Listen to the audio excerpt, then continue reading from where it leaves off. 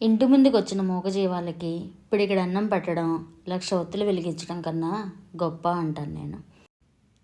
ఈ విషయం ఎందుకు మాట్లాడాల్సి వస్తుందంటే, ఆఫీస్కి వెళ్ళడానికి ఆటో కోసం రోడ్డు మీద వెయిట్ చేస్తుంటే వెనక నుండి ఒక రాయి ఫోర్స్గా వచ్చి కాలికి తగిలింది. వెంటనే ఆ రాయి విసిరిన ఆవిడ సారీ సారీ అంటుంది. ఎందుకు ఇలా విసిరారు అంటే ఆవిడ సమాధానం కుక్కకి విసిరిందంట. కుక్క పక్కకి తప్పుకోవడం వల్ల బై మిస్టేక్ అది నాకు తగిలింది. ఈవిడ ఆ కుక్కకి రాయి ఎందుకు విసిరిందో తెలుసా? ప్రతిరోజు దాని పిల్లల్ని తీసుకెళ్ళి వాళ్ళ ఇంటి ముందు పెడుతుందంట.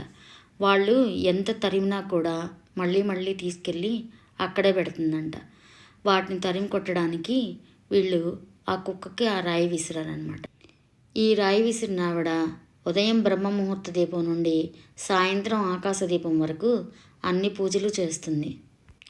ఆవిడకి తెలీదా కొన్ని రోజులు దాని పిల్లల్ని దాచుకుంటుంది అది మన ఇంటి దగ్గర అని చెప్పి. మనకి భూతదయ లేదు కానీ అమ్మదయ మాత్రం వచ్చేయాలి ఇలాంటి వాళ్ళందరికీ.